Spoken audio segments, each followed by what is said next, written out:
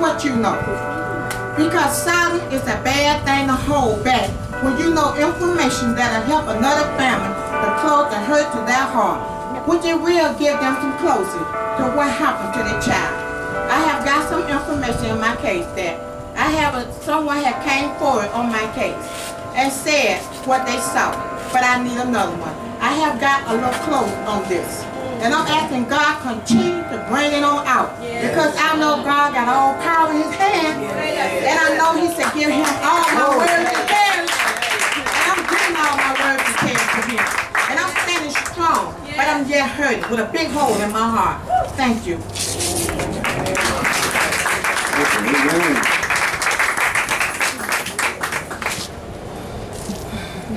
Next speaker will be Miss Brown. Give her hand as she comes.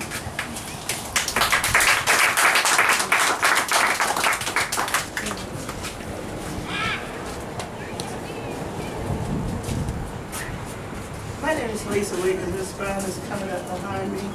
But I just wanted to let y'all know that it's so good to see our community come together on a common cause, because we're all in this community together. And let's open up, and if we know anything about these cold cases, and I know a lot of these ladies in their heart are hurt and they need closure. So if anybody in your family, your community know anything about these cases, please talk to your family and let them know that these people need closure in their life. And this violence that's going on, it can be avoided. We need to do some preventive measures in our community. Talk to our children. Get them to do the right thing. Show them the right things to do. Because if we turn a deaf ear, our children are going to turn a deaf ear. Thank you. And this is Miss Lavon Brown.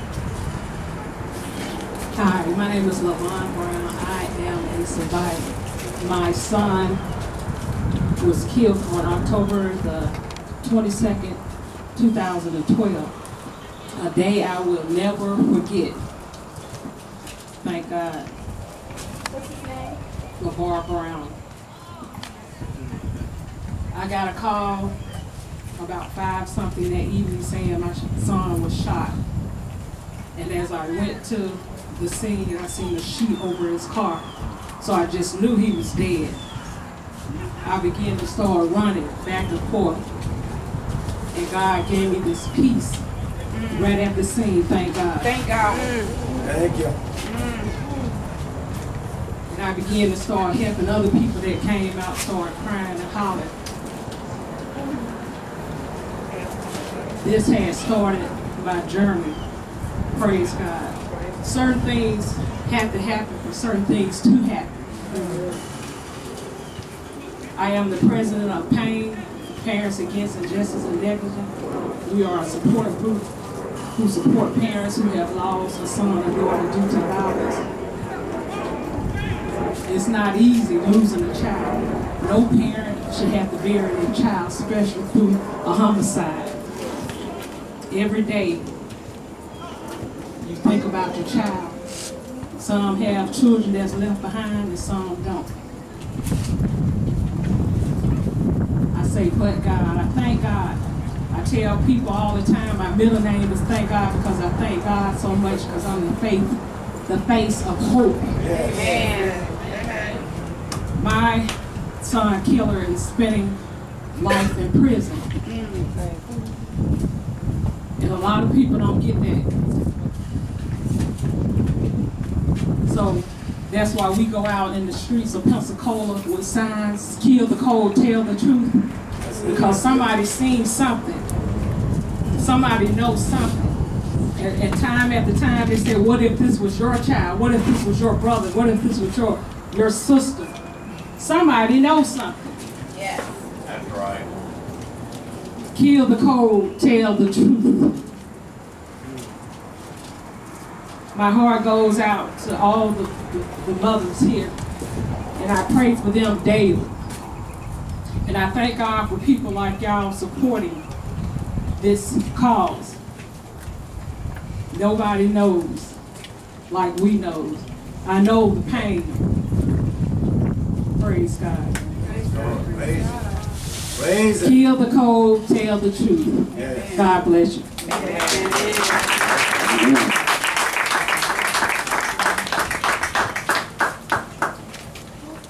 Miss McCrew is next. Amen. Let's give her a hand as she approaches. Good evening. Good evening. I am full at the moment because I lost 2 family members to violence. My 17-year-old grandson, December 17, 2011. And my baby son, he was 23, just this year. He was shot, and he succumbed to his injuries February 2nd, 2015. And it's a hard journey for me to go. When I buried my grandson, I buried my mama with him. She died a week later. And I am in so much of pain and hurt. But they did get the killers of my grandson. They doing mandatory life, and one was his close friend who came back to the scene of crime from the Baptist Sleep Center, holding my daughter, came to the county life vigil, and everything. So sometimes we got to be aware of the ones we bring into our hearts and our homes, because they are dangerous too. Enemies don't come from a distance, they come close. That's why they say beware of your enemies. My son was coming from his girlfriend's house January the 19th. The day before, he came to my house and I told him I love him and be careful. He was 23. He drove himself to Circle K after he got shot on W, Massachusetts. Now, I buried him with my mom and my grandson. But God be the glory. My grandson, he has a 3-year-old daughter. He's never seen her, she never seen him. My son has a 3-year-old daughter and a 1-year-old daughter. And the lady's having his child soon. But it is so hard. And my heart goes out to the parents, friends who have lost people to things that's senseless. God is good, but God didn't do this.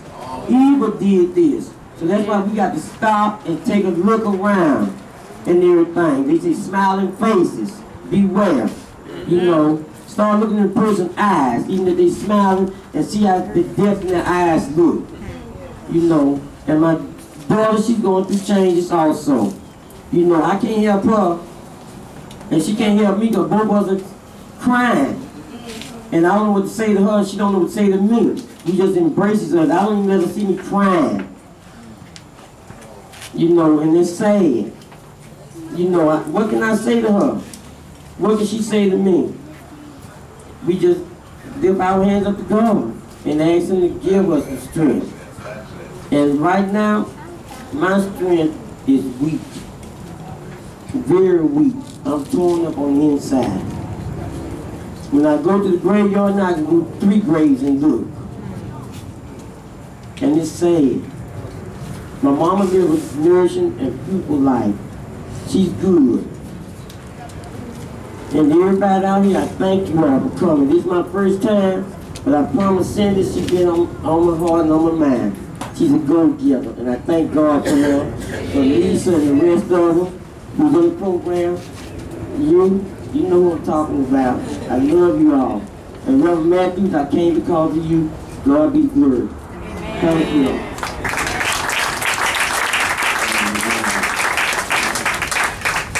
Let us remember that Hebrews 11:6 says it's impossible to please God without faith. Don't let your faith waver. Keep on holding on. Because one thing about most folks, they ask God to forgive you of your sins. But what about your iniquity? Folks down here ain't sorry. But God sees and knows everything, and I believe that God will bring justice to the unjust. Amen. Our next speaker is Sister Cindy.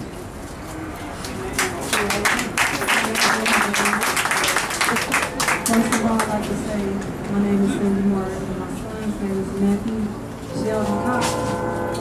My son was killed by an armed robber on July 28, 2012. He was standing outside his house. Outside the house, and the guy came up behind him, put a gun to his head, and robbed him. And my son got enough strength to get up off the ground and ran into the house. He shut the door, and the guy shot through the door and shot him in his heart. From that time, I thought I was going to lose my mind. I went from merely being a mother to a son, from being a cosmetologist, a sister to a sister to my brother, to just being a heartbroken mother.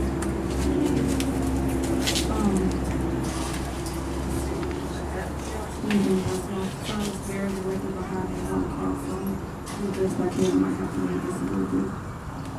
But there's a name for a child who has lost a parent, which is an orphan. A mother who has lost a husband, which is a widow. There's no name for a mother who has lost a child. But I want to say the reason why we're here, we're trying to bring awareness to what's going on in Pensacola. Because a lot of people don't know about these stories and what's going on. And it's a lot of people that aren't here today. Either they didn't hear about it, I didn't have time to try to notify them. We're still working on this. This won't be the first day.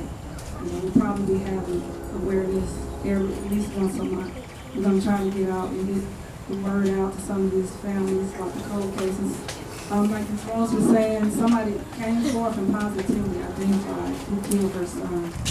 At that time, the girl, she was young, probably 14 or 15. She didn't know who to tell.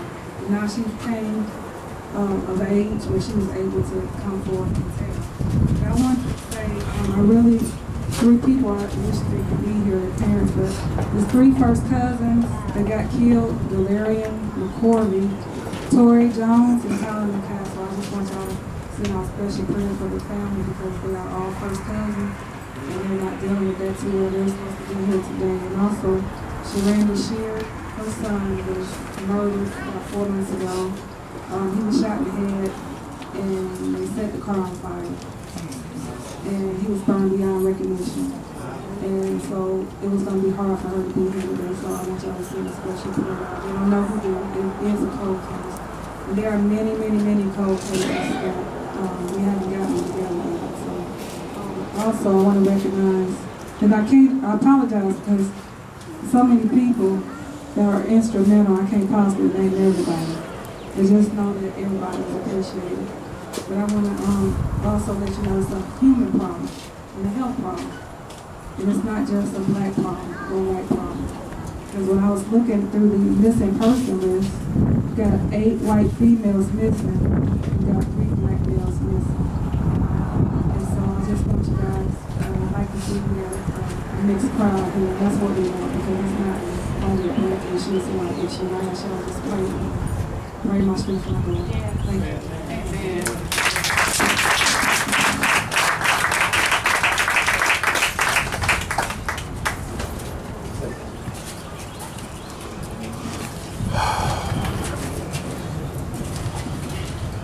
Amen.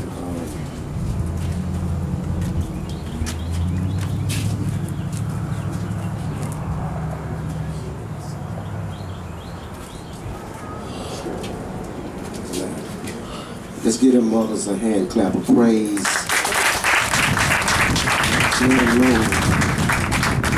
That we went behind it. And we ain't just talking about it, we want to be about it. Because it's not going to stop. It's an ongoing thing until you nip it in the bud. Until we come together and say enough is enough. And stand for something. So many cases is unsolved in this city. So many cases is pushed up under the rug. That's right. So many cases are so cold they don't even think about looking at them. It's been so long.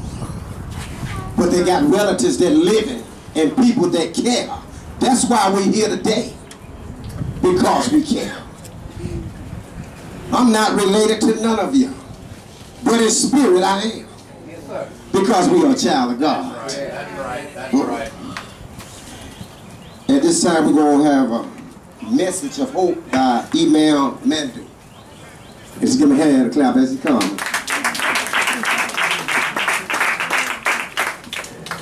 I have a few notes with me, and I'm just going to keep it from my pocket after I hear from those sisters. It's just something, just break your heart. So let me share with you something from the deep of my heart, and forget about the notes. Forget about them. It is just something that you cannot resist. I am not only worried about what's going on right now, not only in the city of Pensacola, but in the whole world. Yes. What is going on, it is outrageous, and I wish I can use another word. And the reason, I have all the reason in the world to be concerned. Number one, as a citizen, human being. Number two, I have 8 children. They live with me here in the city of Pensacola, 6 of whom, they are American by birth. I brought 2 with me in here, and every time sunrise, I find myself, Mando, you have to do something. You have to stretch your hand and see who is working towards better environment, better situation for our children, better secure atmosphere for your children. Yes, yes. It is not easy without coming to my dear brothers and sisters here and give them a hug and let's see what we can do. Yes. Now, basically, I came from background of Islam. I'm a Muslim. I'm from Syria originally. And I carry some basic fundamental concept about morality. As you, as Christian and Jew and whatever your background you came from. Now here's the basic, and I'm going to share it with you. Now we are creation of God. And God created human beings.